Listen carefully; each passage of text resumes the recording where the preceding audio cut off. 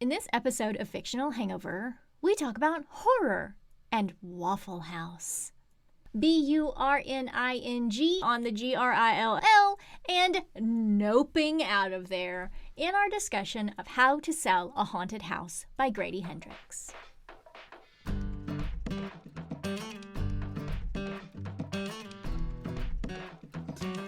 Easy, you put it on eBay. Hey everybody, welcome to Fictional Hangover, a podcast about young adult and new adult books, series, authors, and voice actors that is full of spoilers. I'm Amanda. And I'm Claire, and today we're going to discuss How to Sell a Haunted House by Grady Hendrix. Standard disclaimer. If you haven't read this book, go read it. Oh my god, it's so good. Please remember that Fictional Hangover is all about spoilers. If you haven't read or listened and don't want to be spoiled, stop listening to us and go read or listen to the book, then come back. If you haven't done this but want to pretend that you have, or if you don't care about spoilers, or if you just like the show or creepy fucking puppets so much that you don't care about any of that, then listen up. Sure, creepy fucking puppets. They're mutually exclusive.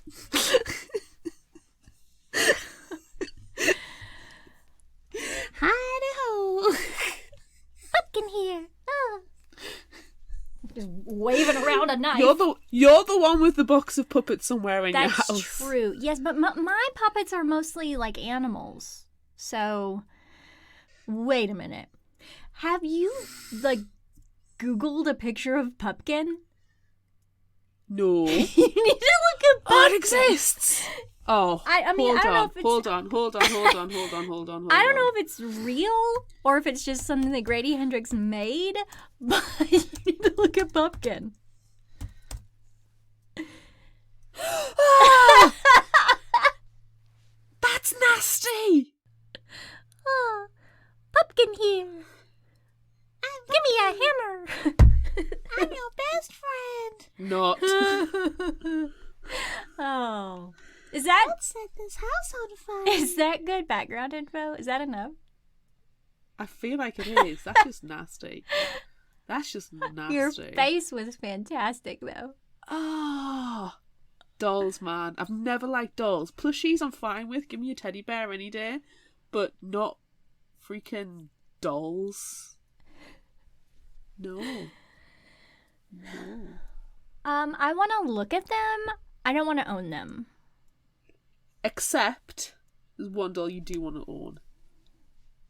The Renesmee. I do. I thought you were talking Freak about us. doll. Our little us We dolls. don't count. We're soft and squidgy.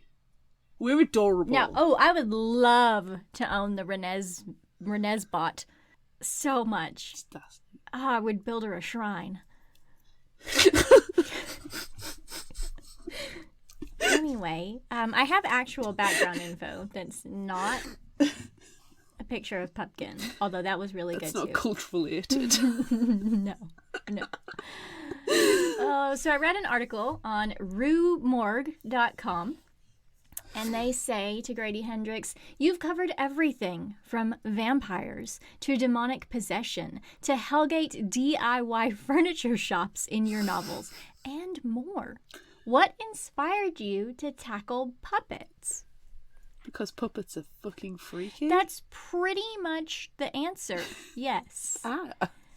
But his response is, to me, this is less of a killer puppet book and more of a haunted house book. But I totally get that the second killer puppets appear on stage. They pretty much reduce everyone to a gibbering wreck and take over the show.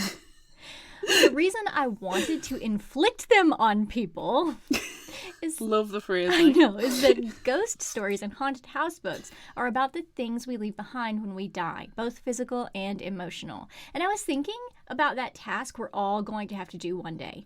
Clean out the house of a dead loved one and deal with all the things they left behind, from their clothes to their collection of Hummel figurines, which, by the way, do you know what a Hummel figurine is? Because those are also creepy. I have a feeling I do. They're very creepy. Anyway, there's still more. That got me thinking. Yes. Oh god, the awful. I know. No, yeah. Oh no, nasty. Okay, so that got him thinking about the complicated relationship that people have with inanimate objects, especially our stuffed animals that we loved so much as kids. And from there, it was a short leap to killer puppets. even leap. It's like a little toe nudge. Yeah. Love it. Love it. At time of recording, I am actually going ghost hunting tomorrow Oh, night. that's fantastic. I'm going to a jail on the Scottish borders. I know nothing of its history. I've purposely not looked into it. I'm very excited. There's probably not any haunted dolls there. Probably not. No creepy fucking puppets. So thank goodness for that. Have you seen, it's been on a few of the ghost programmes, I can't remember which state it's in, but it's the Clown Motel. Yeah. And it's the motel, like, just the entryway has nearly 3,000 clown puppets and dolls. Yeah. It's just nasty. Yeah. I want to go there. I kind of do. I don't want to stay there, but I want to go out of, like, this morbid sense of curiosity. Yeah, same. Yeah. I can't remember which. It was on Destination Free, and I can't remember which asylum or hospital they were staying at, but there was a doll room, and it was just like freaky as. Just it's just uncomfortable. They're just dead staring. In Italy, there's an island of dolls. Yeah. Like, this hermit went there, and he died there. And there's this whole myth and story about him finding a dead body of a child and blah, blah, blah. And it's the freakiest ass place. Like, no! I think there's one of those in Japan, too. I think it's like a haunted doll forest or something. Yeah. Why are dolls This so should creepy? tell you something. This should tell you a lot. Dolls are haunted. Dolls are creepy. Yeah. Yeah. Oh, is that our initial thoughts? I mean, there is that, but can I also throw in this tidbit? There's no angels, thank God. Oh, which I realise how ironic that statement is, but oh, thank goodness. Yeah. There's no fucking angel hottie boys. Yeah. Yeah. I'm so happy. I just want to say that if Grady Hendrix is involved, I'm on board. We've had... Yes. I mean, he's so good. He doesn't write a bad book. No, he does not. Horror Store was fantastic. Our Christmas short story was one of my favorite stories ever. The Southern Vampire Club, I've read that one. I haven't read that one. I really enjoyed that one. There was a few, I mean, we're not talking about, but there was a few bits and pieces in it that quite surprised me in terms of, like, characterizations. Yeah. It's actually probably one of my least favourites of the Grady Hendrix, but still, it's a 4-star. Yeah. You know? Well, and also My Best Friend's Exorcism. We really, really, really liked that one. You know, that's one of my favourite episodes. Yeah. I really enjoyed that episode. Like, it just wasn't what going in it wanted. I expected one thing, and it just flipped on its head, and it was a delightful episode. If you've not listened to that episode, please, I encourage you to go back and listen to that one. And listen to it. Yeah. Go back and listen to all of our Grady Hendrix episodes. God, Horror Store's so good. God, I know. But now we're talking about this one. Are you ready? Yes. Are you ready? Yes. Yes. All right. I'm ready. Pumpkin here. When Louise found out she was pregnant, she worried about telling her parents. She was 34 and unmarried and lived across the country from her family, but she called and blurted it out, and then her parents immediately came to visit. Louise didn't move across the country and stay to be away from her parents and her brother, Mark. She went to college and got a job. Louise hoped that once she had a child, she and her mother would get along again because their relationship isn't stellar.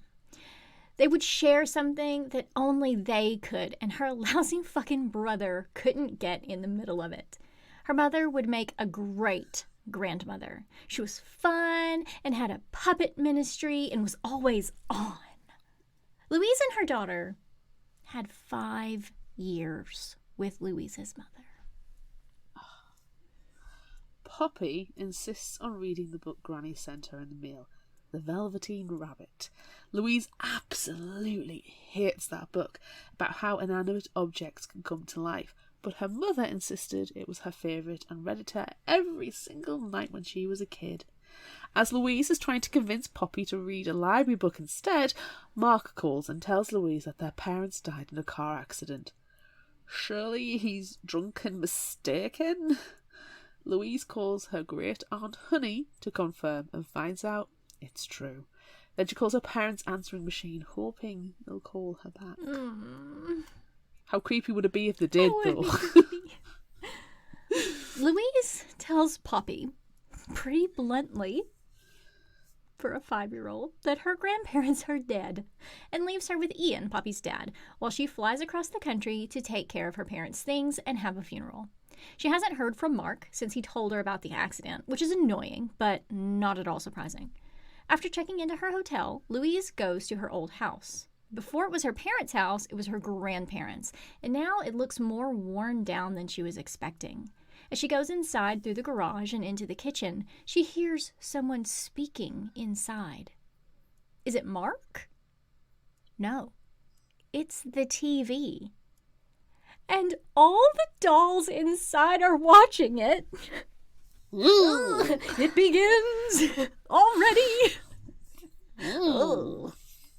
I mean, I've heard about leaving your TV on for your pets, but no. I would nope out of there. Louise, instead, turns the TV off and looks around the house. She sees a hammer in the living room and her dad's cane propped against the wall. That doesn't make any sense. He wouldn't have left the house without the cane and the hammer. It's just plain weird. As she continues to explore, walking past all her mother's dolls, plural dolls. So many dolls. Including the Mark and Louise dolls, who appear to be holding the TV remote in her father's chair, she notices that the way into the attic is boarded up. How did things get so bad in the house? Were there raccoons or squirrels or something? And not the taxidermied ones like her mother did. As Louise continues to explore, the TV comes back on in the living room. Nope. Here's your second opportunity to nope out of there. Nope. After turning off the TV again, and then again another time, Louise panics, but not so where the dolls can see. Unplugs the TV, and then decides to take the Mark and Louise dolls out to the garage. She shoves them on a shelf, but then they start vibrating. Louise hears a truck pull up outside and goes out to investigate. A cleaning company has arrived, called by Mark, who also shows up to clear everything out of the house. Louise is pissed about this and the fact that Mark has apparently had their parents cremated, even though they have burial plots already, and that he just seems to want to clear out the house as quickly and as cheaply as possible. Louise sends the cleaners away and then heads to Great Aunt Honey's house. At Aunt Honey's, Louise and her Aunt Gail and cousins Mercy and Constance talk about maybe selling Louise's family home and then bitch about Mark being a dick. Aunt Honey gets mad and calls him and makes him come over. She tells him they're having a funeral in the church and a reception afterward like a normal family.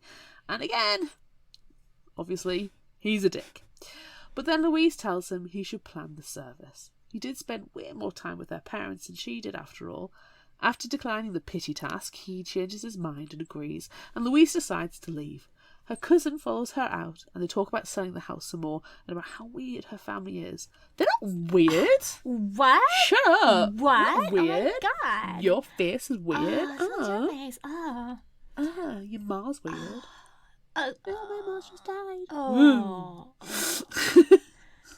So, maybe actually they are a little weird. Louise's dad was normal. He was pretty normal. But her mom was a puppet minister and had so many dolls and puppets all over their house. She was always on and performing and the center of attention, but she had to be. When Louise's mom was little, her brother Freddie died, and her mother got rid of all his stuff and pretended that he didn't exist anymore. And then she was shipped off to any relative that would have her. She was always the guest of honor, and that stuck with her, and she remained a star. Yeah, that's a little weird. But the house full of dolls and puppets is definitely very weird. What's weirder still is that the TV's on again. Nope. Could the TV be broken? Nope. Shall we go with that logical answer? Haunted. Nope. Nope. Louise decides to go back by the house before going to her hotel and sees through the window that the TV is on again. And instead of noping out of there, she has to break in this time to turn it off because Mark must have had all the locks on the doors changed because he's a jerk. This time, Louise sees Pupkin sitting in her father's chair with the TV remote.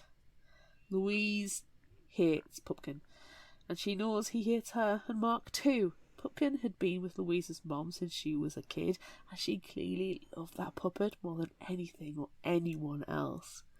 Mark must have done this because he knows how much Pupkin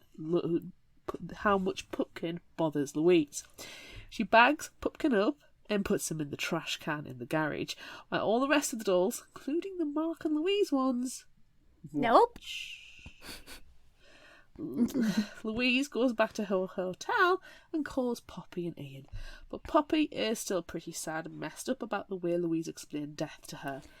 Yeah, that's not going to be good. None of this is good. None of it. No, it's all bad. Except for the funeral that Mark planned. It was actually pretty perfect for their parents. Oh. Everyone attends wearing puppets and fascinators and spinning bow ties and bright colors. Instead of singing hymns, they play kazoos, and everyone tells stories about and with puppets. Mark ends the fun role by singing the Rainbow Connection. This makes Louise remember their childhood. They didn't have much money, and their mom only had Pupkin to entertain them. One day, she used Pupkin to tell Bible stories at church. Then she became the children's minister, and then people started hiring her to perform with Pupkin. So she made other puppets and became puppet ministry famous. And now she's had the most outrageous funeral ever, and it was perfect. Except for the fact that Louise didn't say anything for or about her parents at all. At the reception afterward, everyone tells Louise how fun her mother was and how smart her father was, and she just sits and listens. Ian texts that Poppy is regressing and wet the bed, and that his mom knows a child psychologist, but Louise doesn't think that's necessary. As she's about to respond, Constance tells her that Mark is hounding Brodie, her husband, the lawyer, about going over their parents' wills. This is not the time, nor the place. Louise knows that her father left everything to her, so Mark is going to be really pissed, but it turns out that their mother left everything to Mark, and technically she died after the father, so her will stands. Mark does an actual dance and starts talking about money, completely leaving Louise out of everything. And she was going to split everything with him, but he is not going to do that at all, because, as we have already established, He's a dick. Louise leaves, upset, but not before Brodie gives her an envelope from her mother. The letter inside explains that Louise can get by on her own. She always has. But that Mark, well, can't. So he gets everything except for her art collection. Mark couldn't do anything well, except for perform, but he even messed that up. When Louise graduated high school early and went to college on scholarship, he got mad. He couldn't get a scholarship and pouted until their dad paid for him to go, only for him to drop out. Louise is furious because her brother is so pathetic, but now she has something he doesn't. This weird fucking art collection, and she's gonna use it. Louise plans to take so long going through all their mom's old art that Mark will get pissed and decide to give her half of everything just so she'll leave. It's incredible levels of pettiness. So petty. He figures this out and doubles down on his stubbornness, and so Louise digs in too. They're so petty. They're so petty. Oh, it's so terrible. petty. Oh. It's horrible.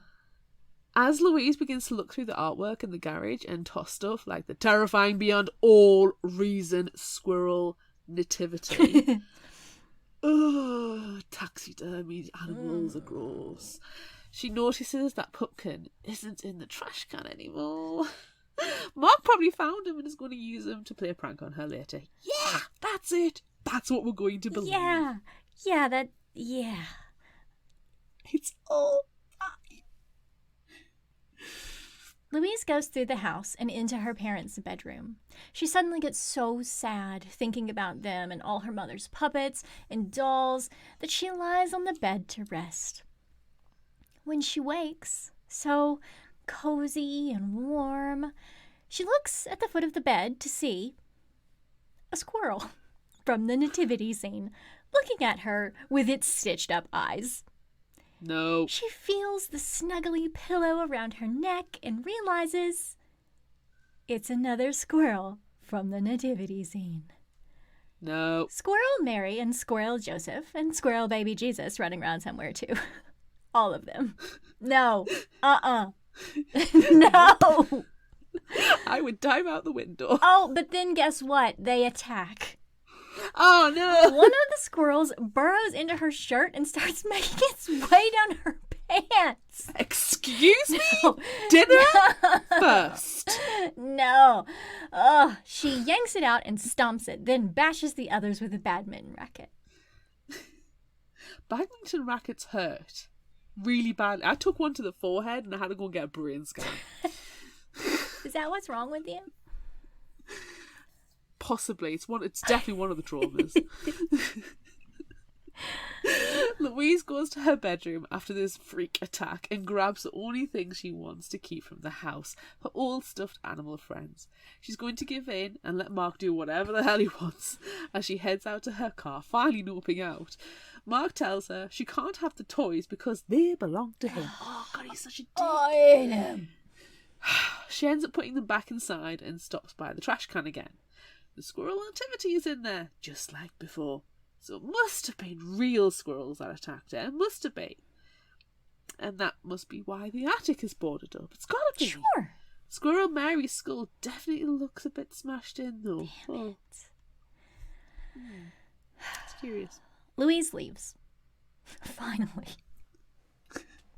At the hotel, she takes a shower and a nap. When she wakes, she sees she's had a ton of missed calls and texts from Ian, Mercy, Brody, and Mark. She calls Ian and asks to speak to Poppy and tells her daughter that she's coming home the next day. But then there's a bang on her window. Mark is outside. He tells her he'll split the house with her, but she's got to help him do all the important business stuff because he's too fucking stupid to do it on his own. Apparently, he called Mercy, who's a real estate agent, and Brody, and they said they wouldn't help him sell the house unless he split it with Louise. She calls Ian back and says that plans have changed and she's going to stay another week, just like she had originally planned. At the house the next day, Louise and Mark start cleaning, preparing for Mercy to come and appraise it for sale. Mark flips about throwing all the dolls and puppets away, and Louise flips at being surrounded by them. They decide to cover up the Mark and Louise dolls with a blanket because they're creepy as fuck, and then bag up the rest and put them in the garage. But then they don't want to go back inside because, they're both creeped out. It should tell you a lot.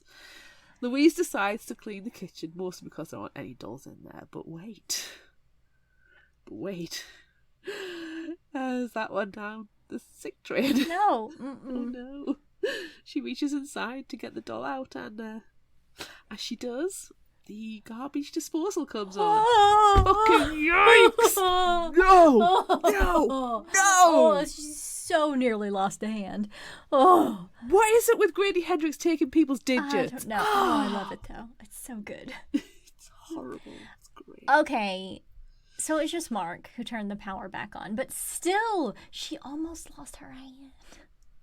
Fucking yikes. Mercy arrives later that afternoon, and she and Louise walk through the house while Mark stays outside, fixing the window Louise broke earlier to get inside, and or he's hiding outside because he's scared of being inside because we all know something creepy is going on with the puppets and dolls. Speaking of, the Mark and Louise dolls are no longer under the blanket that they were under earlier. Instead, Mercy and Louise find them standing in the master bathroom staring at them. Nope. No, thank you. Nope. As they walk through the house, they hear footsteps above them in the attic. And then they hear knocking coming from the bathroom vanity. Well, Mercy hears knocking. Louise also hears a tiny voice saying, "Let me out." Nope. Nope. Nuh-uh. Nope.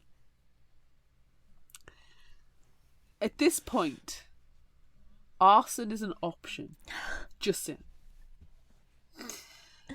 Mercy says the house still needs work. A lot of work. But they'll definitely be able to sell it, so that's alright. The giant backyard is nice, even though there's an unfinished deck back there, and they will definitely need to figure out what's going on in the attic and with the vanity.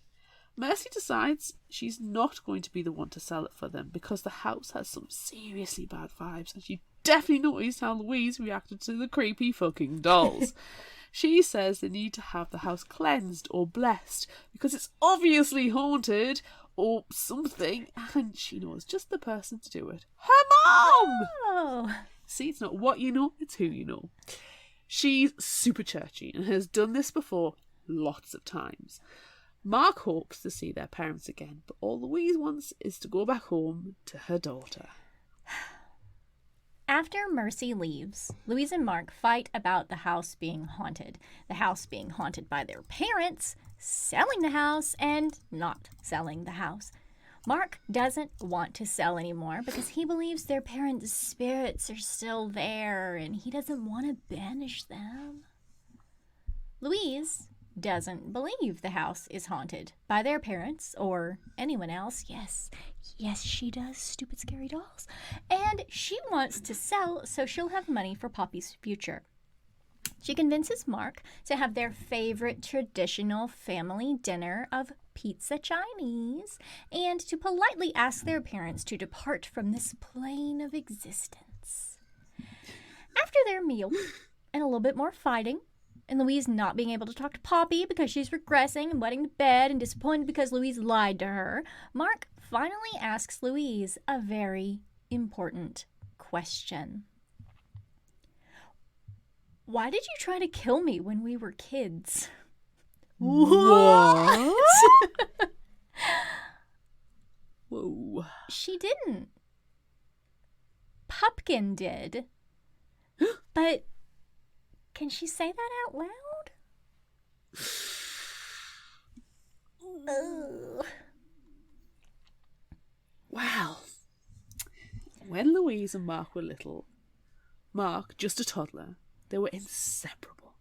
But soon Louise began to play with Pupkin, and Pupkin didn't like Mark very much. Pupkin told Louise to push Mark down or do other mean things to him. He already made her be mean to her other stuffed animal friends. Now Mark is here, and Pupkin doesn't like him. One day, around Christmas time, their family went to a neighbour's house. They got lovely presents, and then they showed Louise and Mark the backyard, which had been transformed into a winter wonderland. Louise, Pupkin, and Mark went out to explore, but Pupkin knew there was a pond farther into the backyard. Pupkin told Louise to trick Mark into playing Olympic ice skater, and she did. She convinced her brother to step out onto the ice, and he fell into the icy pond below while Louise and Pupkin went back inside for hot chocolate. Lovely. Luckily for Mark, everyone realised he was missing almost immediately, so he was rescued and fine and forgot all about it until he was 14. Louise buried Pupkin in the backyard after that. Pupkin never forgot either of those events. Oh. Nope. Nope. Louise denies Mark's entire story, even though she definitely knows it's true deep down. But how? How can a puppet make her do those things? Mark is pretty pissed that Louise is still denying trying to murder him, so he stomps off to the bathroom, then screams. Louise comes running to find the Mark and Louise dolls standing in the bathroom with a note scrawled in lipstick on the mirror. Mark, come home. Louise definitely thinks that Mark wrote that message himself. They argue some more, and Mark says he's leaving because he doesn't want to spend the night in a haunted house and says Louise shouldn't either. Louise decides to stay. Mark was right. No. Louise has a terrible nightmare involving Poppy wearing Pupkin and all their food turning into maggots and worms. And when she wakes up, she realises the door to her room is open, even though she definitely remembers closing it. She reaches for her phone and something grabs her. It's Pupkin. Nope. No. She buried Pupkin when she was a kid, but here he is now, and he's full of hatred. She flings him across the room, and then he climbs up the bed. Nope. Louise runs and falls over a chair that Pupkin left out to trip her. Then he's on her, climbing up to her face with a needle in his hand and stabs it into her eye. She flails and pulls the needle out, then runs from Pupkin and hides in the closet. Pupkin thuds into the door shortly after she closes it, and then there are gunshots. Louise opens the closet to see puffs of pumpkin fluff falling to the ground, and Mark holding a gun. Thank goodness. What for the Mark. fuck just happened? What? Fucking yikes. Nope. Louise rushes outside into Mark's truck, and he jumps in and starts it up. Louise wants to go to the hospital, but as they drive, she makes Mark pull over so she can vomit up her pizza Chinese. They pause for a moment, and Mark looks at her eye. It's only a little bloody, and he says people get injections in their eyes all the time, so she'll probably be fine. She can, still see, so that's good. Mark decides that instead of going to the hospital, they're going to Waffle House. Yes! And a mandarin clutch. Yes! Everything we ever hoped for. Horror and Waffle House. I know, Yes. it's perfect.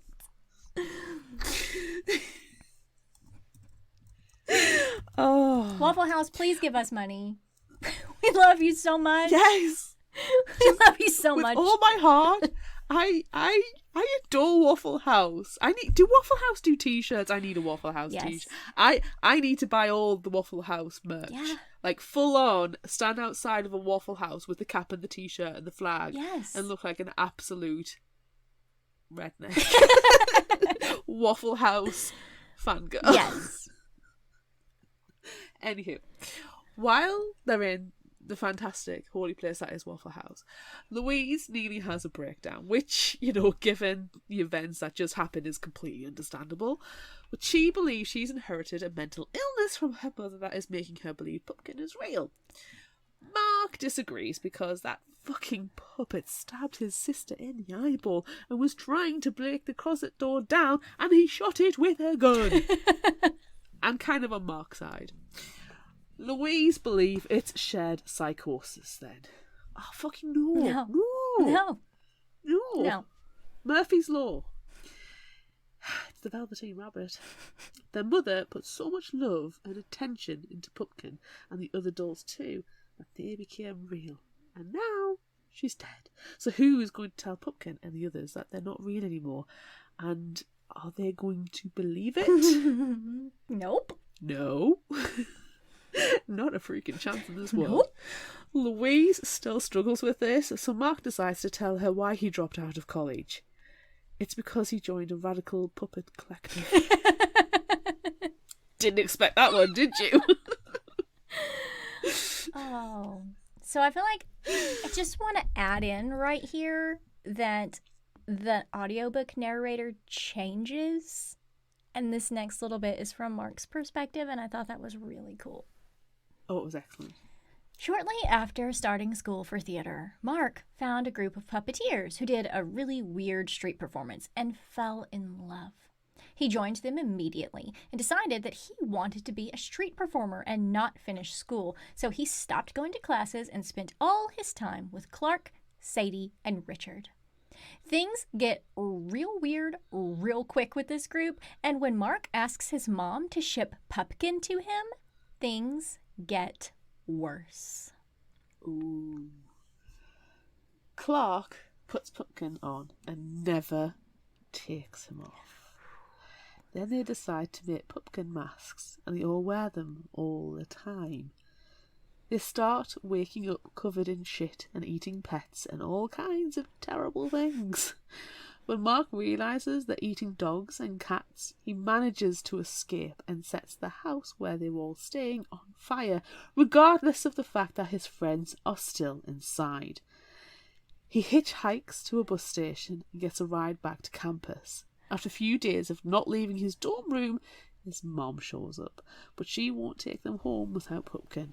They drive to Clark's house and Mark asks him for Pupkin back. He also asks about their friends. Clark drops Pupkin on the porch without saying a word and turns away. Fucking yikes. What the hell, man? What the hell?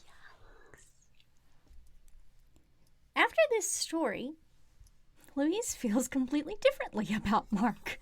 She always thought that he was a dropout screw-up, but no, he was traumatized by the same fucking puppet that traumatized her when she was a kid.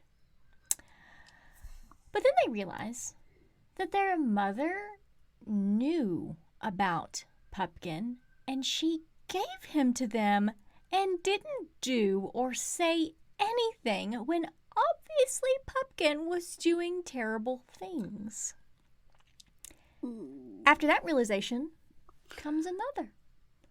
When their dad injured his leg catching a frisbee, and their mom had to start taking care of him, she stopped paying attention to Pupkin. Their mom had had Pumpkin for nearly her entire life, and all of a sudden she's caring for someone else instead of Pupkin. So what does he do? Attacks their dad with a hammer. Their mom must have freaked out big time when that happened, which probably caused the car accident that they had. Their parents are dead because of Pupkin. What an asshole. Fucking yikes. Louise and Mark bond a little after this and then decide what to do with the house. They want to just burn it and all the dolls and puppets and shot to hell Pupkin, but Louise said Mercy said it would sell easily to a family. They're going to have to go back inside. Pupkin isn't where they left him. They follow a trail of tatters to find Pupkin in the attic in a little bedroom their mother must have made for him. That must be why it was boarded up, as they are planning to BURNPUPK on the GRILL. Mark breaks down. He says he doesn't want to put Pupkin on because he'll hurt Louise, and then he gets even worse. He says Spider is there. Spider is Mark's imaginary dog he had when they were kids, and he's pretty upset that Mark forgot all about him. Oh, he attacks. Fuck. Oop. Louise runs from Spider and falls down the attic stairs, but he latches onto her ankle and drags her down the hall. She tries to kick herself free, but then Spider lets go and whimpers. Mark appears wearing Pupkin, on his hand. Pupkin begins to sing and laugh and play, while Mark follows along like a zombie. Then, Pupkin picks up a hammer and bashes Louise's skull. It's fun! Pupkin terrorizes Louise with the hammer, hitting her in the face and the kidneys, and then Mark comes to a little and decides they should cut off his hand with a saw. After the gruesome sawing, they throw Pupkin in the trash and head to the hospital. After lots of explaining to police and paramedics and doctors and nurses and lots of lies, Mark is out of surgery. Louise asks why he put Pupkin on, and he says he did because Pupkin was going to let Spider eat her if he didn't. Then he sends her home to burn Pupkin. She lights up the grill, grabs Pupkin from the trash with some tongs, and tosses him on. He screams inside her head, screams for her mother to save him, but then his screams die out. And afterward, the house feels empty inside. Oh, Is this good? This is good? We're all good? yeah. Is that the end? No, not at all. No. It gets worse. No. Have you read a Grady Hendrix book? This is Grady Hendrix light so far. Louise goes back to the hospital to get Mark, and he expects her to apologize for cutting off his hand and is very shitty about the whole thing. But, he lost his hand, so it's to be expected. Just a little bit. Yeah. They go home, and Mark falls into a depression. They decide not to sell the house right now, which Mercy and Constance find questionable. Just like Louise's "I fell off the shelves that fell on me and distracted Mark, so he cut off his hand" story that they've concocted. Whatever. Louise doesn't care about anything anymore, only that Pupkin is gone and she can go home to Poppy. When she finally gets back to her apartment, she passes Ian and is greeted by a high-pitched sing-song voice coming from the Pupkin puppet on Poppy's arm. What? No. No. How did he do? Pupkin here. Hello, I'm Pumpkin. Louise, understandably, freaks the F out. She literally pees her pants and tries to rip Pupkin off Poppy's arm. Louise explains to Ian that she didn't want Poppy to know that puppet of her mother's because Mark had it when he was a kid and it made him do terrible things. Also, she had it and tried to kill her brother. And also the arm saw hammer face thing, but Don't talk about that right now. But apparently Poppy had a clear vision when making this puppet with his mother. Louise knows she has to get rid of it no matter what. Ian stops Louise, but she is determined to not let Pupkin stay. After Ian leaves, Louise plans to throw the puppet into her blender and destroy it. She sneaks into a sleeping Poppy's bedroom, but as Louise approaches the puppet, it waves at her. No. So she sneaks back out, determined to come up with another plan. Do not like. The next morning, Louise wakes to the smoke alarm going off and finds Pupkin and Poppy in the kitchen making a huge, fiery mess. Oh, it's like Mother's Day. Louise yanks Pupkin off Poppy's hand, but then Poppy bites Louise so hard that she drops Pupkin, and Poppy quickly retrieves him. What is Louise going to do? She decides to call Mark for help and explains what's going on, but he says he needs time to think. After Poppy screams for hours, and then later Louise finds Pupkin stabbing Poppy in the arm with a knife, she calls Mark again. Mark suggests they come back home and go see their Aunt Gail. Mercy did say she had experience with cleansing houses of demons. So...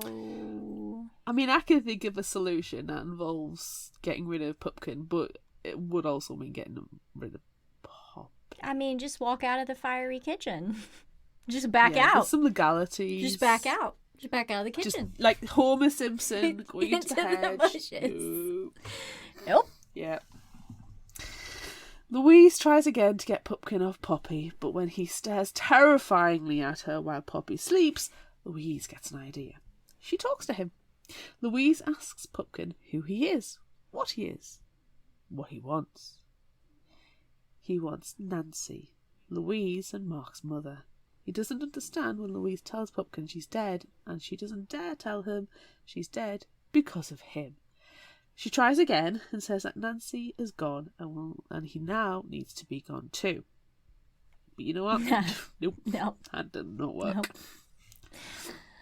He's a stubborn little bastard. Louise, Pupkin, and Poppy get on a plane after Louise explains to Pupkin that they're going to see Nancy. Pupkin is only slightly less than horrifying on the flight, but they finally arrive at the airport and Mark picks them up. He's not so great at driving one-handed, and with Pupkin being a menace, the drive is awful. Instead of going to see Aunt Gail, Mark tells Louise that they have to go to the hospital to see Aunt Honey, but Aunt Gail will probably be there too. Great Aunt Honey is Aunt Gail's mom, after all. Aunt Honey is asleep when they get to the hospital, so Louise speaks with Aunt Gail while Mark watches Pupkin and Poppy. The whole you won't get to see Nancy thing seems to be working on Pupkin. Like, for now? For now. Louise tells Aunt Gail literally everything about Pupkin and says that her parents' house is haunted and she needs help. Aunt Gail doesn't even blink. She just makes a plan to send the demons back to the hell where they belong. She says they have to go see her friend and fellow demon slayer Barb. Mercy, Constance, Mark, Poppy, Pupkin, and Aunt Gail head off. Barb's home is full of tons of creepy dolls, but she assures everyone that she keeps the cursed ones in a locked storage unit, and the ones inside are just fine. It's all good. She tells Louise that Pupkin isn't possessed by a demon because demons can't possess inanimate objects, but that he is cursed. They plan to break the curse on Pupkin, find out which demon placed the curse, and then they'll banish him. Gail begins the arduous process of figuring out who the demon is. Beelzebub? Leviathan? Suddenly, dolls start toppling to the floor. Belphegor? Moloch? Andros? More dolls topple and pelt the group as she tries to name the demon, but then Barb takes over. Barb gives Pupkin chocolate and asks him questions about why he would hurt Nancy and Nancy's husband and Mark and Louise. Well, it's all because Nancy stopped paying attention to him. Barb offers more chocolate and then she asks Pupkin if he had a name before he was called Pupkin. He says his name was Freddy and that he's 5 years old. Freddy? That's Nancy's kid brother who died when he was 5. Oh, fuck. Pupkin is demon possessed. He's haunted. Oh, Louise immediately goes to see Aunt Honey in the hospital to find out what the actual fuck happened to Freddy when he died, because she's the only person who is still alive who knows the truth of it.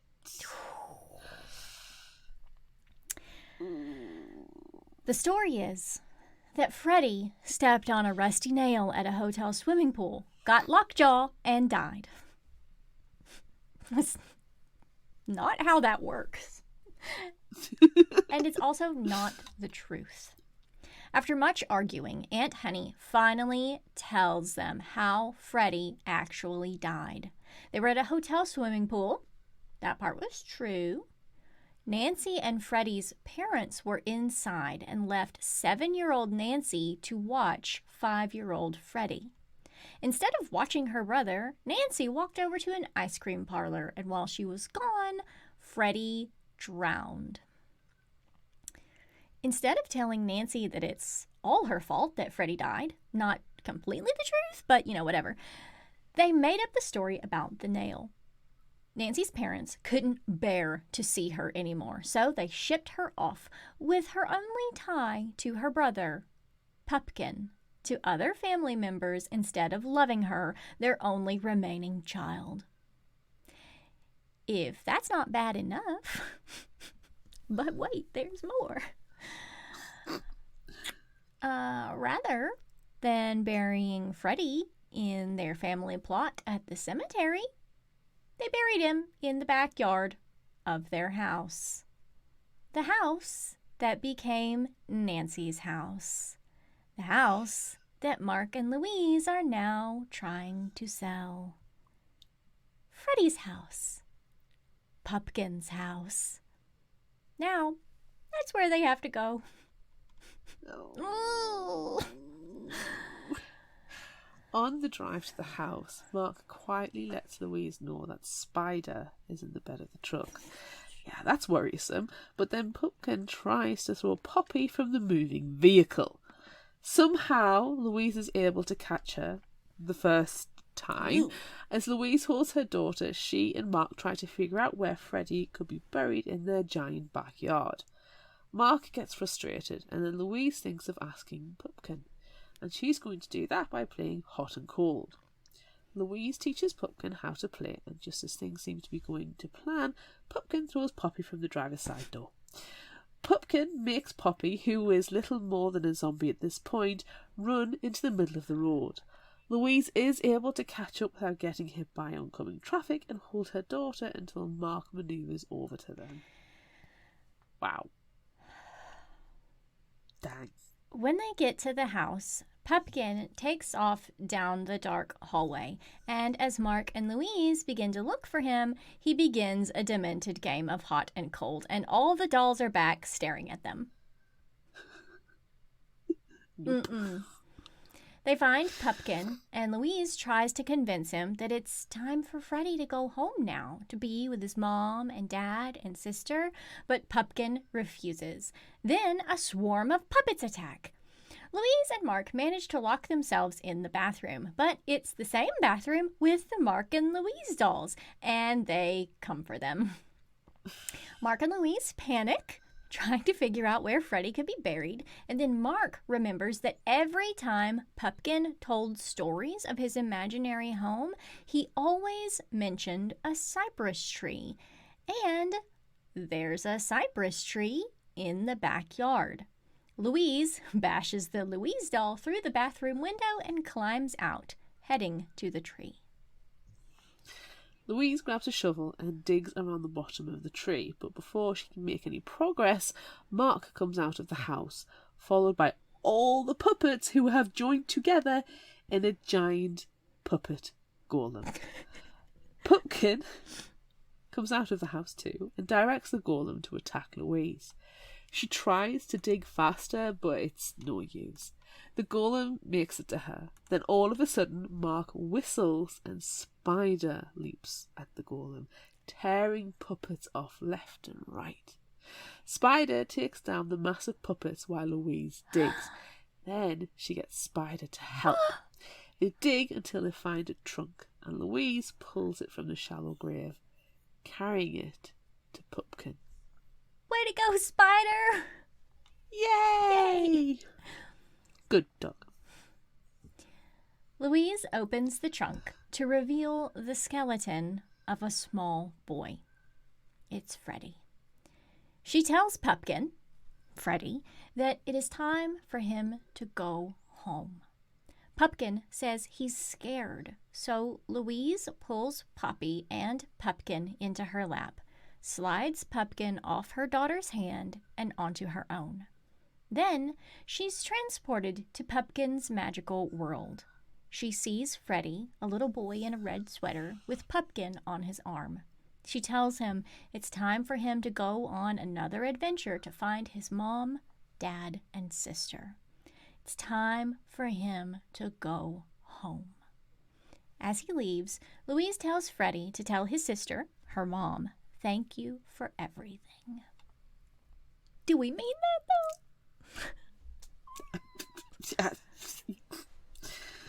Some time passes and everything goes back to normal. they have a funeral for Freddie, and Poppy plays like a normal kid with her cousins while everyone chats in the cemetery. Louise apologises to Aunt Honey, who pretends she has no idea what Louise is talking about and promptly changes the subject.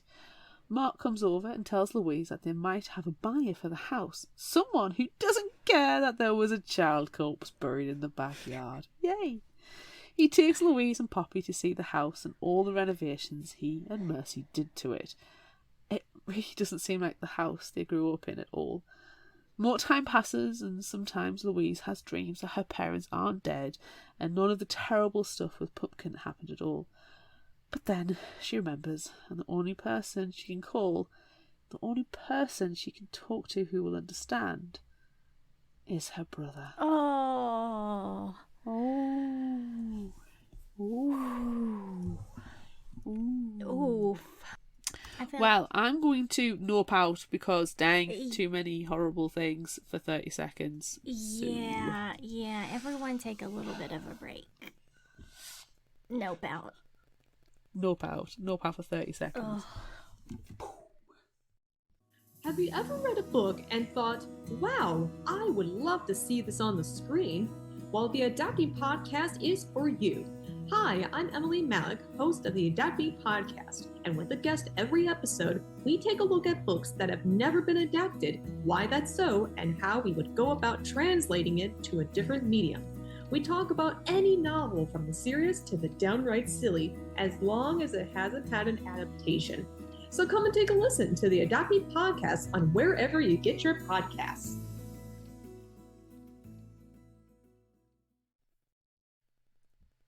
Okay. Standout moments? Damn. Fuck. Fuck.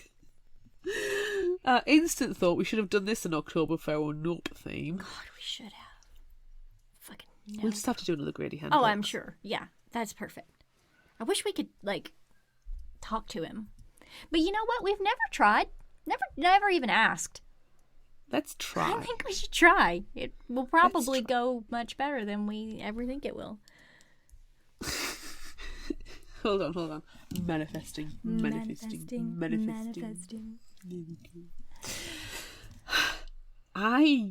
you know what? I started putting thoughts into order. Okay, so Grady Hendrix doesn't do bad books for me. I've got my favourites, I've got my least favourites, they're in order, it's fine. Yeah. But he always delivers. Yes. And he has a certain, style. Starts off very, very normal, and then the little disquieting things creep in, and then full-on horror. Yeah. And I like that style. Yeah. I really appreciate that. But I was talking to someone, or I can't remember the context, but they were reading How to Sell a Haunted House, and they seemed really disappointed with it, in that it wasn't the usual Grady Hendrix kind of thrill, horror, psychological, the soul they were telling me about, they were trying to sell it to me as nothing like a Grady Hendrix book. So I wanted to read it, and I was excited to read it. And regardless of another person's opinion, I will read a book or not. Sure.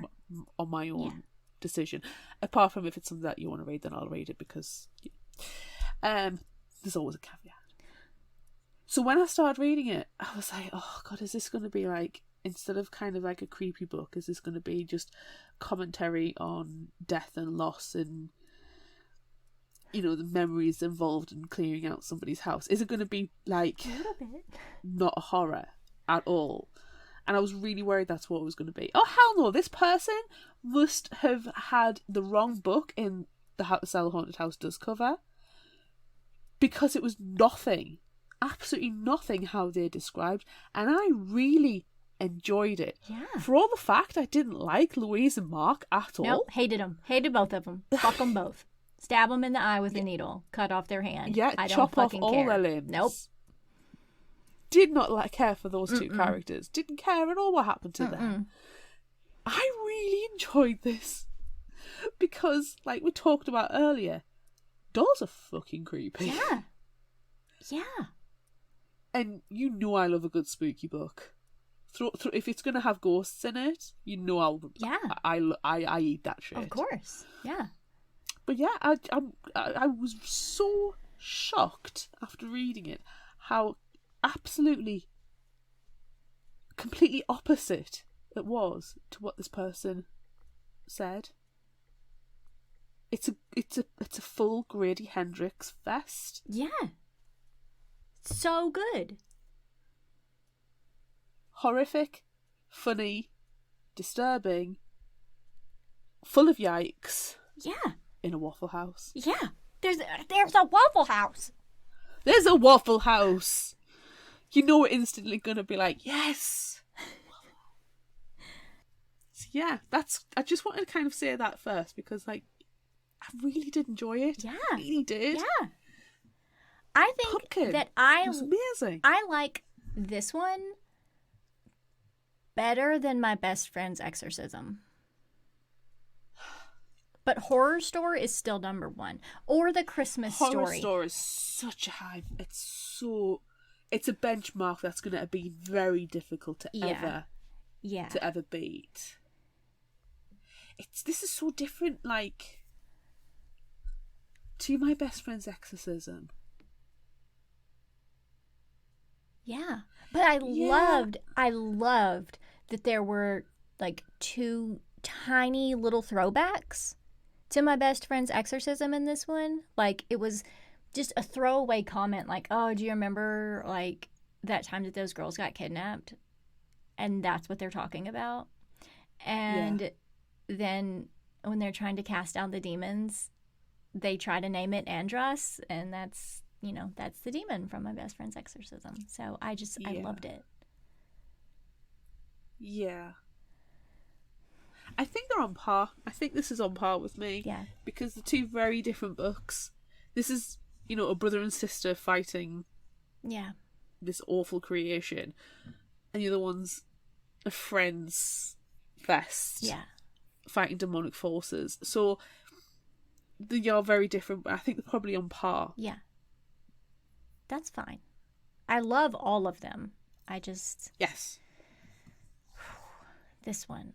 And the audiobook for this one was fantastic. Like, I briefly mentioned it while we were going over the summary that, like, when it switches to learning what happened to Mark, the narrator changes.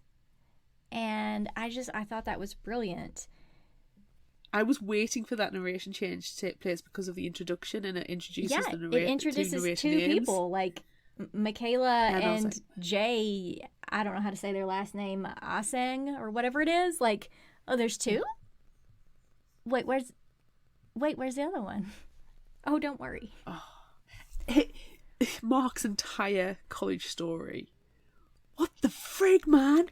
Honestly, that was brilliant. Yes, so good. A radical puppet collective. Yes. And so much more stuff happened in the Radical Puppet Collective than what we included in the summary. Like, they make all of these creepy, huge, like, they make a giant 8-foot-tall death puppet, and they go to perform for a school that's like third graders, and they're like explaining, the troubles with war, and then all the children get up on stage and die, and it's terrible.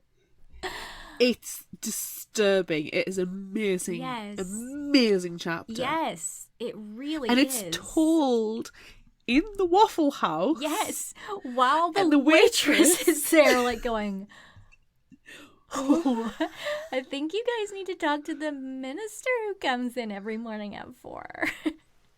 She's gonna be here soon. Do you want more coffee? Yeah, can I refill your coffee? Oh, yeah, I loved it. I loved the audio. I loved Pupkin's voice. Hi, I'm Pumpkin. I loved it. Pumpkin here. Hi. How did you do? But will you just like murder? Your someone for me, please? Yeah. Murder. Burn the house down. But he doesn't. He doesn't ever say anything like that. He's just, the only things he ever says is, Let's go play on here. the ice. Pumpkin here, pumpkin here. Be great. I want to go fly out the door. Let's go for fun. Yay. So creepy. Love him. I will say the first time I heard Pupkin's voice, I was like, what? Oh no. Oh, No. No. I do not appreciate No. it. I do appreciate it. I love it. But no. No. I really enjoyed the attack squirrel. Oh my The gosh. nativity. Yes. As soon as they came on and she was like, oh, my mother went through a taxidermy phase, and she went to one class and made a nativity Joseph, Mary and baby Jesus out of these squirrels, and it's an ancient taxidermy that hasn't been looked after, so it's just in a horrible state of disrepair, and it freaking attacks her, and it's the one that's on her stomach and starts going down to her pants, and I'm like, hello, a torture they used to do was to put caged hungry rats on your stomach to Yes. bury through. This is going to happen with those squirrels. And also, excuse me, do not be going down my pants without at least 3 dates and dinner. Yeah. No way. So freaking rude of that squirrel. But yeah, I'm sorry, love, but you can only delude yourself so much. No, that When the did obvious is bother there. me a little bit. That did bother me. Like, come fucking on, Louise. You know that Pupkin is bonkers. You know this. You know this. You know that he tried to convince you to kill your brother. And you just come into the house and there's all these like asides where she's like, oh, they're sitting there watching TV. Like, they're mad at us right now. Like, yeah, all of them are alive and they all want to kill you. And you know this. Why are you saying that it's not true? Why are you saying this is a evil shared Toy Story. psychosis? No, it's evil Toy Story is what it is. It's just... yeah. No. One of the most cringe things for me was Poppy's reaction to the concept of death. I did not like it. No? No. Kids are fascinated by death. Yeah. And kids are Yeah? resilient. Kids are massively resilient. So the reason I don't like it, I think, is my own childhood trauma, or whatever you want to call it, memories. My dad died when I was 5. But I don't have any memory of being told what death is. It might have happened. It was years ago. I'm quite sure my mum, who listens to every single episode that we do, will feed back to me when she does get to this. Hi, Mum. She's going to be like, I told you exactly what happened. And then you started wetting the bed again. And then you made a creepy puppet. And you've blocked it out. I will say this. Thank you, Mum, for never making creepy fucking puppets. I really appreciate that. Thank you for indulging in my love of plushies and my not liking dolls. I had some Barbies, but, I had hundreds of soft toys. So thank you for that, and thank you for not, having any haunted, creepy, freaking dolls in the house and puppets. But I don't have any recollection of being told what the concept of death is. I knew that my dad was ill and he wasn't coming home again. And it's probably affected me as an adult into my understanding and reaction to somebody passing, which is not in any, it's not a weird way or anything like that, just more of a understanding and acceptance that that's the natural way of life. Yeah. But I certainly didn't start regressing, start bedwetting, or start talking like a baby. And I don't know, it just really annoyed me and really made me cringe. But I do understand that every child is different. And I think Poppy is particularly coddled by Louise, despite her saying that she will speak the truth. She will tell the truth. She will be open to Poppy. She will treat her as a little human that she is. I still think she coddled her. Yeah. And I certainly think that her dad does as well. So I just found Poppy's reaction to it very, very cringe. And especially if they're a reader, because the amount of children's books that cover the concept of death so well. Yeah.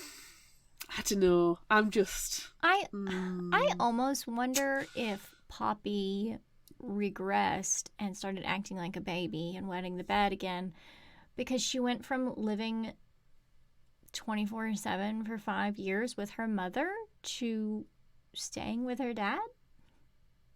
Possibly. So it might not even been the explanation at all, which wasn't a bad explanation. No. It was a very clear-cut thing. Yeah, their bodies got hurt very bad, and that's the end. They're dead. And they can't recover from it? Yeah. They are dead. It was, yeah, I don't know. It's probably just me, and people are welcome to disagree. Sure. I just thought it was cringe. Yeah. Do you know what scenes I really, really loved? Everything involving pain and horror. Yes. That first interaction that we see with Pupkin, actually being alive and being terrifying. Because, you see all the puppets and the dolls, something's going to happen. But then Louise wakes up in the middle of the night and Pupkin grabs her hand and then climbs up on the bed and then fucking stabs her in the eye with a needle.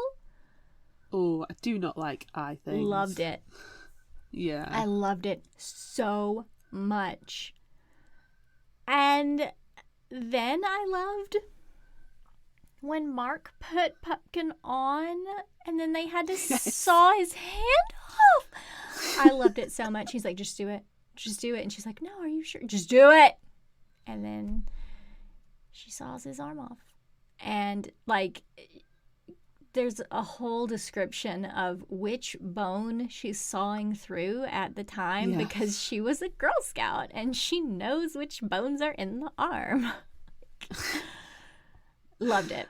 Oh, I loved it. I don't know how she managed that after the beating she took with the freaking hammer. God, I know, getting bashed in the face multiple times and then in the kidneys too and then in the face again. I mean, she can barely walk because of Spider attacking her. I loved Spider. I loved Spider's attack. I love the fact that... No, he did not attack her. He was rescuing her. He was pulling her away from Pupkin. You cannot tell me otherwise.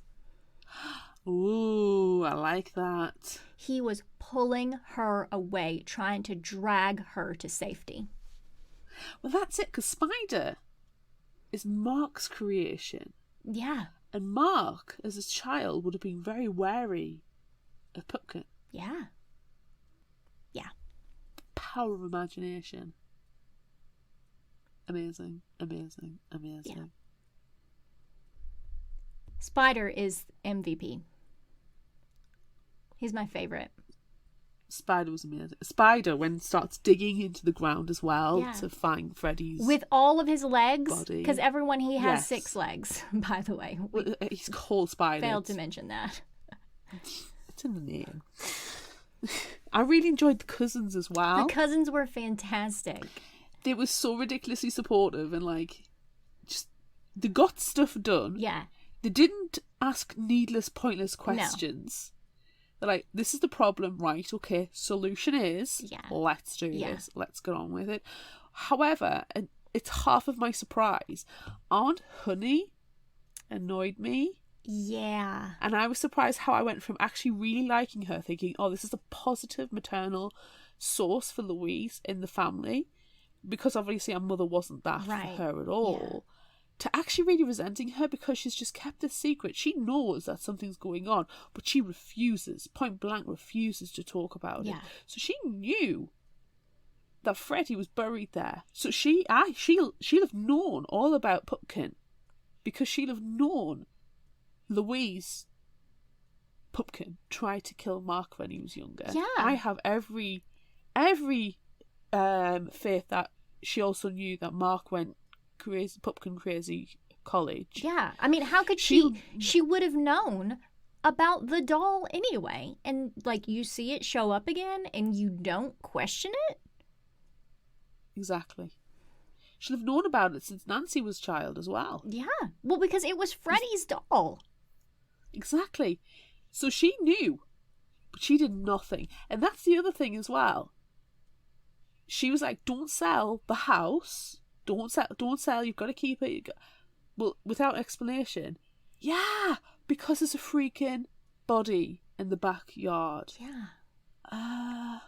And, you know, as much as they lie about everything, they could have just said they didn't have the money when Freddie died to bury him in the cemetery. So, yeah, he's buried in the backyard. So you can't sell the house. Honestly, they could have just gone with the fact that her parents couldn't let go. Yeah. Like, of the fact that Freddie's parents couldn't let go of the fact that Freddie was dead. This is what they did. They know it was wrong. Let's call the authorities to get him exhumed and buried properly. Yeah. Nope. And it's that long ago, I'm sure there would have been a statute of limitations that's gone. Yeah. And it's the fact that it was technically a natural death as well. Yeah. That, you know... Yeah, it wasn't a murder. It was an accident. There's just... And everybody's so dead people, anyway. Exactly. But there's so many people who are culpable for this end result of, like, people either... We don't know if the college people lived or died. I know. We don't know if there's been any other potential victims. I mean, the parents... Pupkin attacked the dad, they got into a car, and there was an accident. It's Pupkin's... How much blood is on that freaking puppet's hands? So much. On Freddie's hands. So much. For a 5-year-old. It's a 5-year-old little freaking psychopath ghost. Yeah. Okay, you know how you talked about Aunt Honey? You didn't like Aunt Honey. I didn't like Nancy, their mom. Like, no? She 100% knew. If Aunt Honey knew what was going on, Nancy 1000% knew what was going on. And there was a couple of times where Louise is like remembering things with her mom, like sitting in the kitchen and she's got Pupkin there and they're having a conversation. Well, yeah, because fucking Pupkin was alive then as well. Yeah. And she didn't say a one thing to them. Because she was an enabler. Nancy is an enabler. Do you think she realised it was Freddie? I can't imagine her attachment towards Pupkin. Just because it's a childhood toy. Yeah, I mean, I guess possessed by a ghost. She must have known it was Freddie and looking after it because it was a dead baby brother. Yeah. Because, I mean, her parents shipped her off to stay with other people because, you know, they hated her because she murdered her brother on accident. I almost feel like Pupkin was a punishment for her. Like, you got to take this doll with you. You will always remember what you did. You will always remember your brother stepping on a nail and getting a lockjaw. Do you know the way that the parents neglected Nancy and Freddie on holiday? There's a very famous case in the UK. There was a little girl called Madeleine McGann in Spain who has gone missing, I think 15 years ago, something crazy like that. They were on holiday in a resort. The parents left Madeleine with her siblings in their hotel room while they went out for dinner. And she went missing. Yeah. she was only like 3 or 4, so it's got to be about 15 years because she'll be close to 20 now. It's hugely famous, and every year everybody kicks off because just as holiday season starts, the case gets more money for police to go out to Spain to go and investigate. It's European police are all involved, like Spanish and German and everything, and every year there's something about it. But the parents they're going through a lot because obviously they've lost a child, but they've never been held responsible for leaving their child, their tiny toddler child, in a hotel room while they weren't there, unsupervised. And that's what this reminded me of. The fact that they are not holding themselves accountable for leaving a 7-year-old to look after a toddler. You don't do that. No. You don't do that. No. The pisses me 7-year-old off. cannot properly watch a 5-year-old. Especially in a place where they are not comfortable, they're not familiar with. You know, if it was at home, if you were at home in your living room and you were like, okay, well, we're going to go into, you know, the backyard for a little while. You sit inside and watch your brother. That's different than we're at a hotel or somewhere you've never been. Here's a swimming pool. Watch your brother. Mm-mm. No. No. No. No. I'm just going to go and put the washing out in the back garden. Watch your brother. But you have the door open. Yeah. And you never fully leave them alone. Yeah. That's neglect. Yeah. And it's annoying. And it's filtered down from that many generations. And it's left for Louise and Mark to sort out. That's just... It's a commentary on society as well. How sorry to the older generations. I know I'm making sweeping statements here.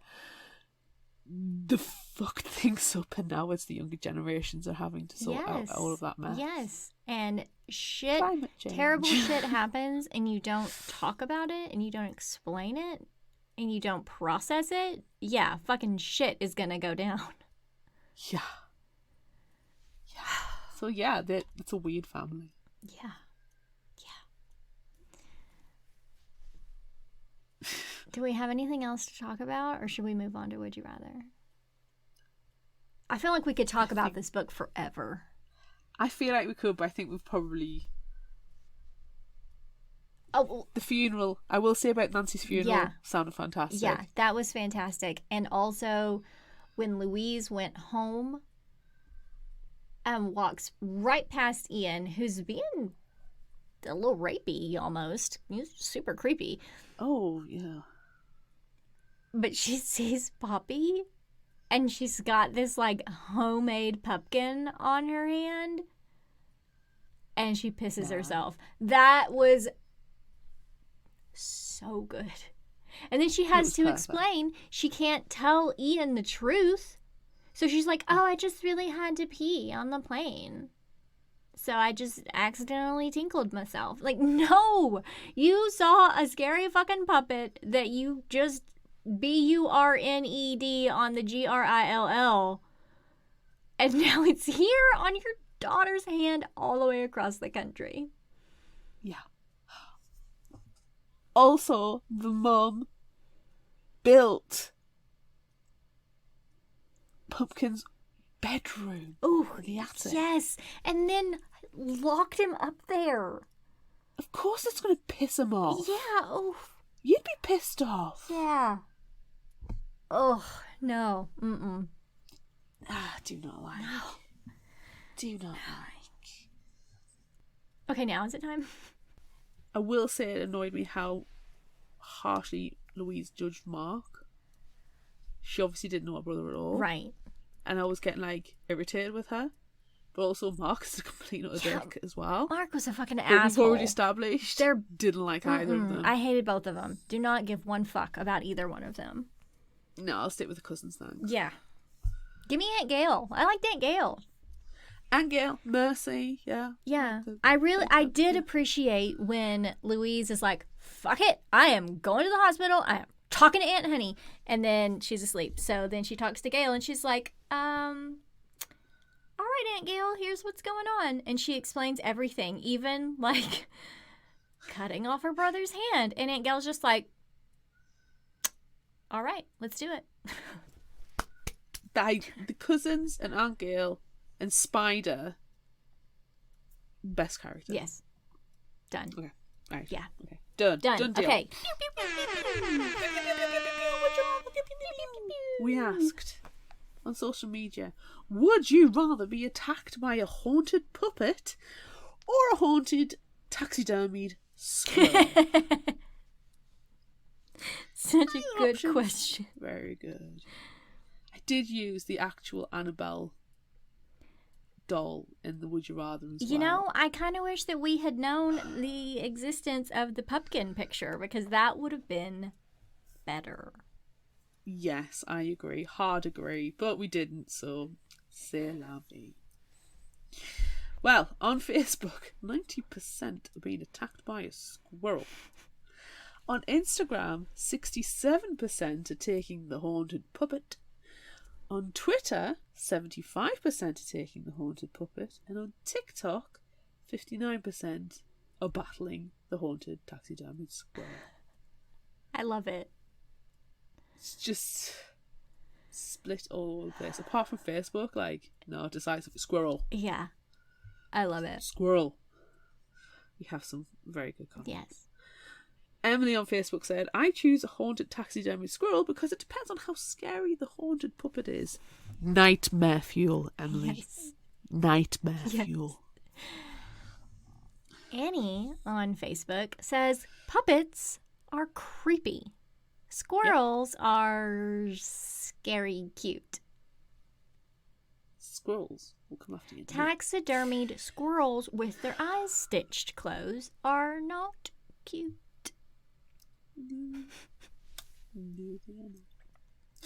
Colin on Facebook said, puppets are, well, that's a whole different level of creepy stuff right there. Plus, I'm of the considered belief that all puppets are in some way haunted. I'll go for the taxidermy, please, as they're smaller and can be easily yeeted out of a window. Yeet. Pleasing word. Let's make more use of it. I can imagine he just wanders off. Glim Glam Jen on Instagram says, squirrel, no contest. I don't believe in haunted puppets, but squirrels are obviously real. Coral Reef Books Reads on Instagram said, okay, look how cute that squirrel is and how scary that doll is. And then commented on Facebook, squirrel, nope, on the puppets, they will suck your soul. Kelly DeVos, author friend on Instagram, says, I'm going with puppet because I would feel kind of bad fighting with the squirrel. And author friend Ashlyn O'Loughlin writes on TikTok, said, puppet! The squirrel will be too cute for me to fight back. Plus, teeny claws, no thanks. Oh. We had a very good exchange from the library. We did. We really, really It was did. almost like a flowchart graph. Yes. Yes. So one person asked, is the squirrel declawed? If not, then I'm going with the puppet. So of course I drew a little line over. It definitely still has teeth and claws. Sharp, violent teeth and claws. And then the response is, oh, damn. Okay. In that case, I'm going with squirrel. It's smaller and maybe I can kill it easier. And then someone else, in response to the first question, is the squirrel declawed? Someone says this, squirrels have sharp as heck teeth, too. I guess I'll go puppet. And then someone else said attacked by a squirrel. Pupkin, the puppet, is way creepier. And then I drew a little picture of a little pumpkin and said, pumpkin here, how do they do, pumpkin here. And now the library is haunted. And now the library is haunted. The library is already haunted, by the way. I have video evidence somewhere that I need to try to find of the haunted library. I will try to find that and share it. Oh, Yeah. Where's my EMF reader? Where is my EMF reader? Child's probably stole it again. So Don't ghost hunt in your own home. no, don't do it. Number one rule. So what are you doing? Are you fighting I Pumpkin or are don't you fighting know. the squirrel nativity? You fighting Do you know you what? fighting baby Jesus or are you fighting Pumpkin? Kill baby Jesus. Do you know what? I still don't know. Because, right, let's talk some reasoning out. The squirrel, fast, has teeth, has claws. Fast. Has teeth and Can claws. be yeeted. Yes. Can be yeeted with the liberal application of a frying pan or a badminton racket. Or a good swift kick. Haunted puppet. Now, is Pumpkin on my hand? That's a question.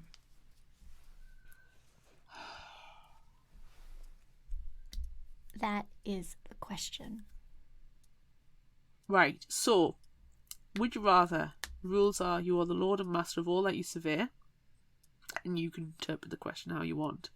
So I'm going to go with the haunted puppet before it goes on anybody's hand. As soon as I walk into that freaking horror show of a house, I'm picking up Pumpkin and I'm throwing it on the grill. Yes, immediately. Immediately. Because you know when you see it, after having buried it when you were a child and now it's back fucking watching TV, no, set it on fire. Yeah, I'm becoming a pining pyrotechnic. Yes. Not a pathetic one, though. No. I think the squirrel would be potential if I had a weapon. But let's get rid of that puppet straight away. Yeah. So, yeah, my rules are, we haven't given any further context to this. I'm seeing that puppet and I am burning it. Yes. Set the pumpkin on fire. Grab the PUPK. Put it on the GRILL. Yeah. With tongs. I'm not touching No, it. we can't. No tongue. No touchy. No fingers, no touchy. No touchy. No touchy. No touchy. No touchy. No touchy. Is that what you're doing, or are you doing something else? Oh no. Setting the PUPK on FIRE with the GRILL. I really like that scene where they were spelling everything out. Would you rather find out your sibling tried to drown you because they were controlled by a haunted puppet, or find out that your long dead uncle is the ghost inside the haunted puppet? I'm going to say long dead uncle is the ghost inside the haunted puppet. It's kinda to my sibling. Like, I would hate to think that my brother tried to drown me because we were controlled by the haunted puppet. I don't know this long dead uncle. It's a relative that has no meaning to me. I don't know this person. Yeah. I am distanced enough to be able to be like, oh, okay, well, Okay, BURN it GRILL. on the GRILL. For you, mate. So I'm going to say long dead uncle is the Same. ghost inside the haunted puppet. Same, for like the exact same reasons. Perfect. PUPK on the GRILL. And then I'm going to make s'mores over your burnt ashes. Would you rather eat your favourite thing at Waffle House or your favourite combination of pizza and Chinese food at home? Question. Are you with me? You are the lord and master of all you survey. If you are with me, then we're going to the Waffle House and staying there Yes. all night long and eating everything on the menu. It's happening. But if you're not with me, then I don't want to go to Waffle House. Fair. Like, I would rather stay home and eat pizza all night. Yeah. I mean, I do love to go to Waffle House, and Jacob and I go and eat at Waffle House a lot. And we also eat Chinese food and pizza at home a lot. So I love all of them. I love everything. But if there's no bad answer on this, no, really, is there's there? not. But if you're there, then we're going to Waffle House. If I'm there, we're at Waffle House. We're already there. Yeah. You know, we're actually doing a live right now in Yes. Waffle House. That's Oh, what's wouldn't happening. that be cool? Wouldn't you love to be able to like do a live together one day? That would be amazing. It's the dream. Okay. Haven't we got a live coming up soon? I'm sure We do. No, edit that out. Let's do it in Waffle House. Oh, No, I agree. I agree with your answer. I haven't had Chinese takeout for ages though. Now I have a fancy for Chinese takeout. there's a I make mock Chinese food all the time. Yeah. It's not actual Chinese food, but I made egg fried rice yesterday, so there's a really, really good, just it's drive-through only Chinese place here, and everything is so good from there. They've been there forever. I don't feel like we have enough drive-through options in this country. Drive-through is huge here. Yeah. But this place is like it's not necessarily fast food. Like it takes a little while to prepare and drive through, but like you can't go inside and sit down and eat because it's just this tiny little place. You see, the equivalent is we don't have it as a drive-through. You just walk to the takeaway and you don't eat inside. Yeah. You either call for collection or delivery, Yeah. or use one of the many food service apps. Yeah. Or you just wander down. There was amazing Chinese at the house, like around the corner from the house I grew up in, and it was across the road from the pub. So you'd be sitting there waiting for your order to be made, and all the drunks would be coming in like, egg fried rice, love, and then they just lean against the wall until they get the dinners, and then they're just like, oh, you're the best, and they just wander out eating the dinner, and it's like, oh, you're so funny. So yeah, somebody I know, their favourite Chinese takeaway just closed down this week, and they are in official mourning as well. It's the worst thing trying to find a new favourite takeout place. Yeah. So much trial and error. Devastating. Okay. Next question. Next question. Back to the long dead uncle. Oh, him, that jerk.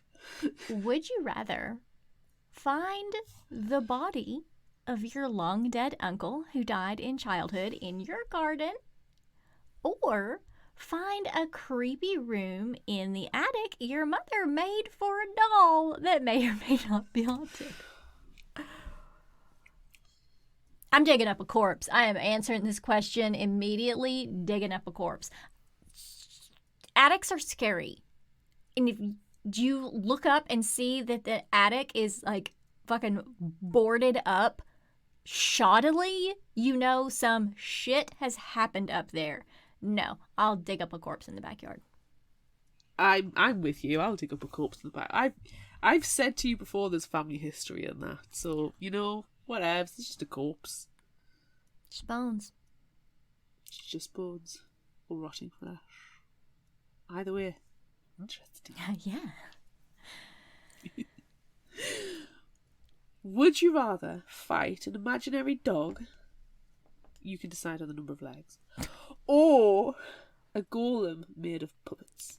I'm fighting the golem made of puppets because, like, you couldn't always see Spider. He was like, he would flicker in and out, and like, where the fuck did you go? But you can see the golem made of puppets because it's fucking huge and it's slow and it's lumbering and it's terrible. I'm going to fight the golem of puppets. I'm also going to fight the golem of puppets. And I'm going to sound like a twisted fire starter here. I'm going to fight it with fire.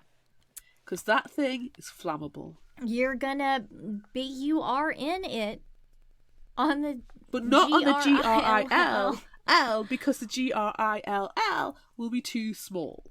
You're right. You're right. Just set it on fire. Just set it on fire and walk away. Yeah. I would have set the house on fire. Same. And obviously, Mark would have been fine doing that because he already did it once. Also, he didn't get in trouble for that at all. He murdered at least 2 people. At least. And, destruction of property. Right. Damn. I've got Twisted Firestarter going through my head now. Thanks. Bloody prodigy. Firestarter. Twisted Firestarter. Thanks. Favorite final thought quote? There's so many. So many. I'm going to give you 4. Ooh, okay. 4. I have 6, so it's fine. Mothering, manipulating. Sometimes there wasn't a difference. She'd learned that from her mom. Thanks, Mum. A puppet is a possession that possesses the possessor. That's my favorite one. That is my favorite quote. A puppet is a possession that possesses the possessor. Oof. Come on, everyone's out back making penises. I love that. Come on. You're going to hurt the feelings of all those new library books, Louise said, and instantly Poppy's eyes got wide. They're going to be sad you didn't want to read them first. You're going to make them cry. It's twisted. Really? It's twisted. It's twisted, it's messed up.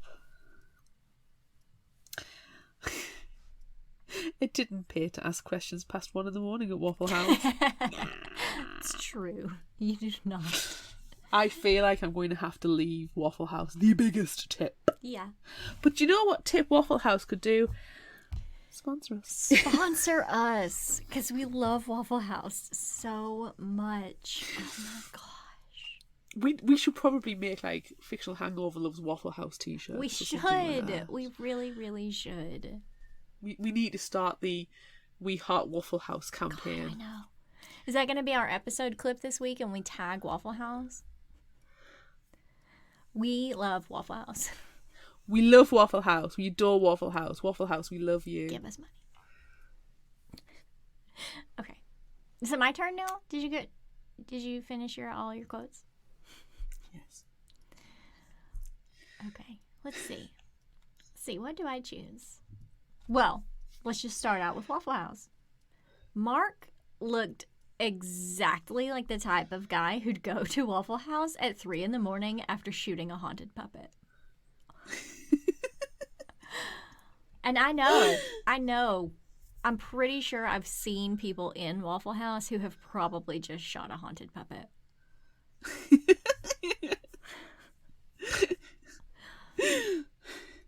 We're trapped in a bathroom. Moms, puppets, hate us. There are dolls in the tub. I think we're fucked. I've got one that doesn't really have anything to do with anything we've talked about. Actually, I have 2 of those. One of them is, this is where we grew up. It's not The Shining. It's Shining adjacent. I love The Shining. Shining. And then this one that doesn't have anything to do with anything, and I loved it more than words. All of this wrapped up is going to make perfect sense in just a second. Okay. You're like some kind of emotionally abusive octopus entangling everyone in your word tentacles. That's what happened just then out of my mouth. It was word tentacles. Okay, I got 2 more. God, it just keeps going. But this one's kind of serious. There are true things and there are false things. And there are no in-betweens. And if you start getting the true things mixed up with the false things, you're fucked. That's true. That is true. And then finally, Pumpkin here, everybody laugh, everybody cheer. No. howdy-do. No. I love it so much. Fucking yikes. Burn it down. Burn it on the GRIL. I love it. How do do? Stop it. Okay, if you liked this, try this. What are you sharing about? What are you sharing about? Word tentacles. What am I sharing about? What am I sharing Word about? tentacles. Say. Word tentacles are happening right now. A puppet is a possession that possesses a possessor. I am going to suggest We Sold Our Souls by Grady Hendrix. Oh, shock! Shock and awe! Another Grady Hendrix selection. I haven't read this one yet. However, it is free for me. I might be in the USA. I don't know, I'm not in the US. On Audible members catalogue. So if you have an Audible membership and you can have access to their free catalogue, have a look. It's free for me, so it might be free for you in the US as well. And it sounds so good. The summary.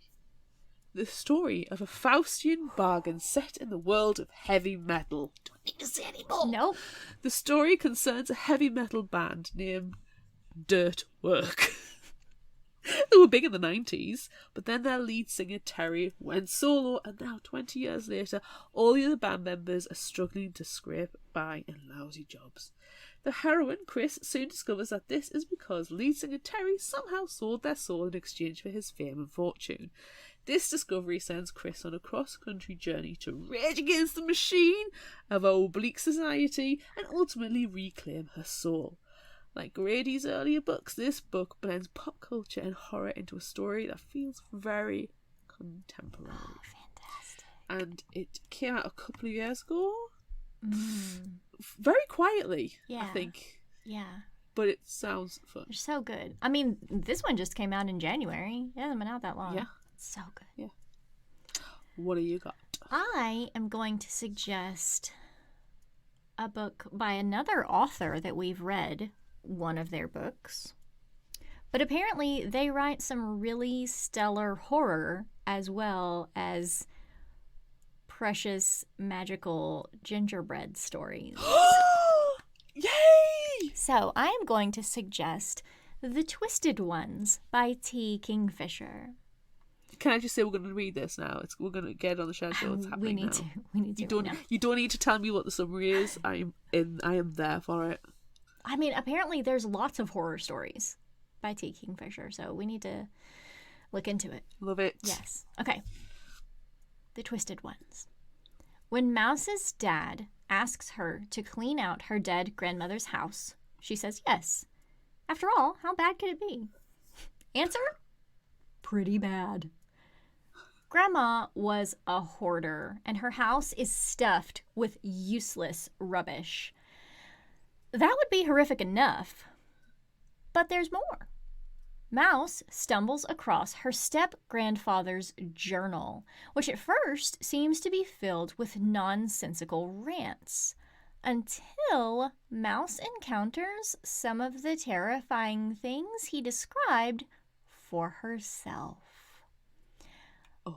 Alone in the woods with her dog, Mouse finds herself face to face with a series of impossible terrors, because sometimes the things that go bump in the night are real, and they're looking for you. And if she doesn't face them head on, she might not survive to tell the tale. Yes, I'm there. Yes. Yes. Oh. Yes.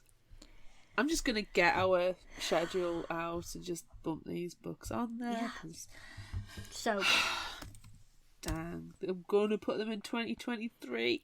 I mean, we've got a whole month of Nope.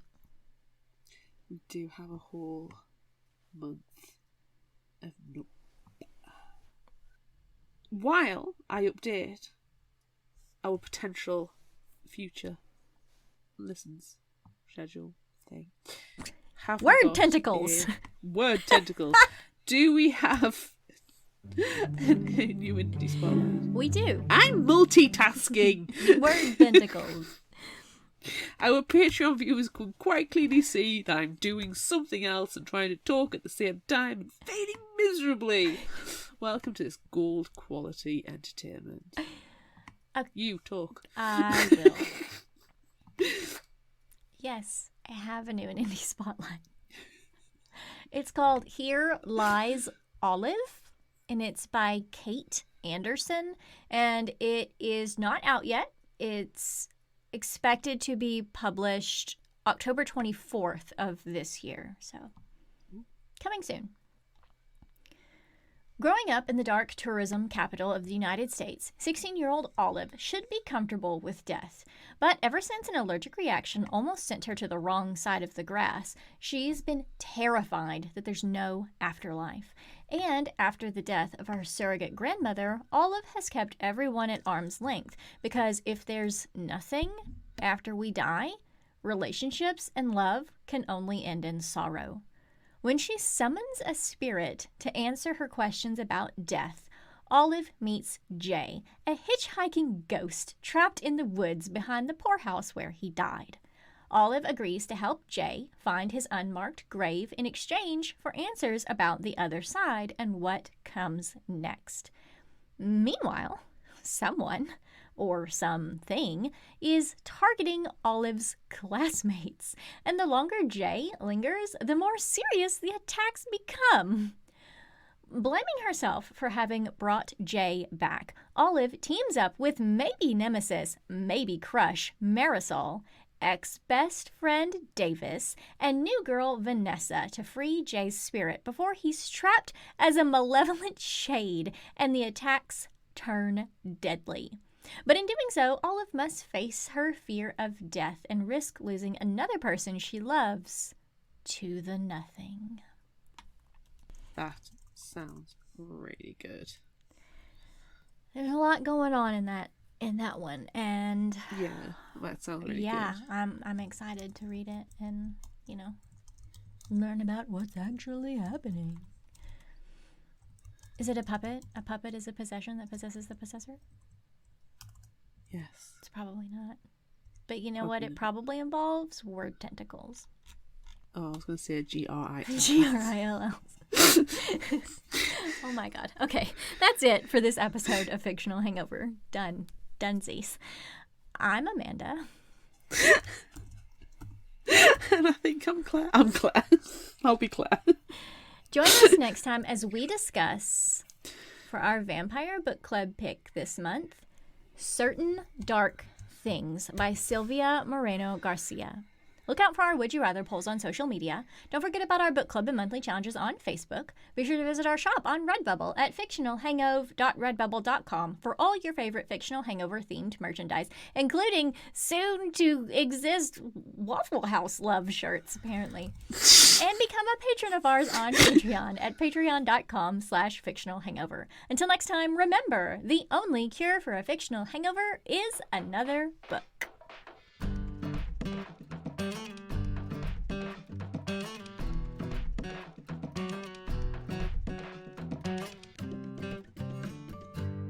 You can find us at fictionalhangover.com, follow us on Instagram at fictionalhangover, find us on Facebook at facebook.com/fictionalhangover, and on Twitter at fictionalhangover, no ER. If you like this episode, check out our others, and be sure to rate, review, and subscribe so you don't miss out. And finally, special thanks to Liz Emerson for her music. You can find her on Facebook and Patreon. Thanks for listening.